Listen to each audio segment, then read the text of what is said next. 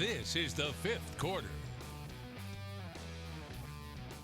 Welcome back into the fifth quarter. Well, we still have many more games coming your way. And TJ, a few Coastal 8 conference games. And, love to go on this schedule for us tonight in a big battle up in Leland between two in-county foes that a lot of people have their eyes on. Yeah, always a big county rival game. Let's just see if West Brunswick's defense can keep it rolling. Let's do it. Let's check out the highlights. But first, let's start on the road up in Onslow County. The Patriots of Pender trying to get back in the win column tonight, but it was all Southwest Onslow in the first half.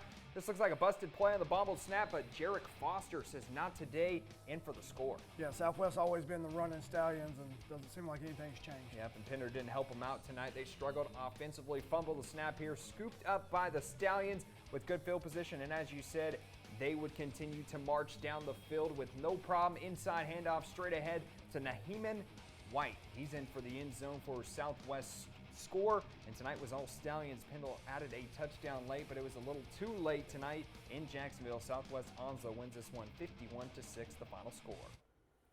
Stay in the Coastal Lake Conference, go up to Newport. Heidi Trask on the road taking on Croatan. The Titans in need of a big win, but it was the Cougars coming out early on, offensively on the ground, little misdirection. Alex Barnes finds a crease. See ya.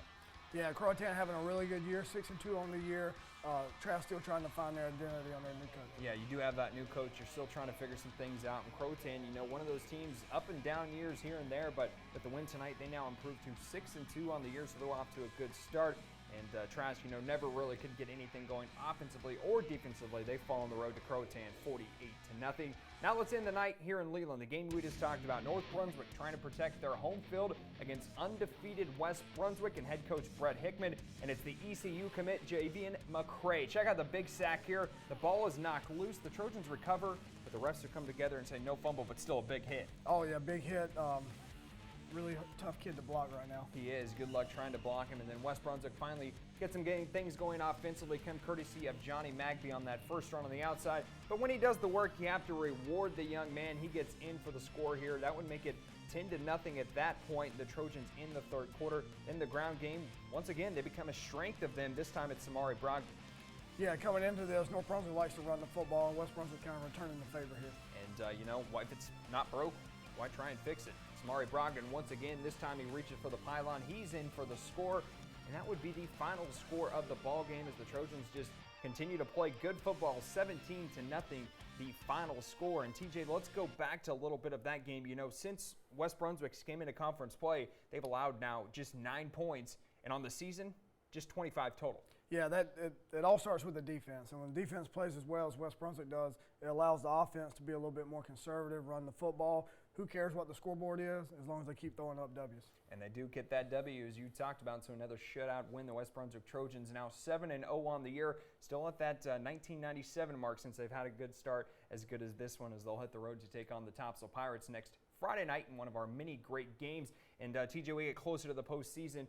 Each game becomes more and more important. But before we get there, let's take a look, talking about next week's games, let's take a look at tonight's final scores from around the area. We'll start in the Mid-Eastern Conference. Hoggard beats Laney 28-7.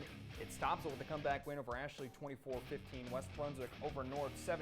New Hanover blanks South Brunswick 44-0. A few of our other final scores for you, TJ. Yeah, Red Springs over Whiteford 28-13.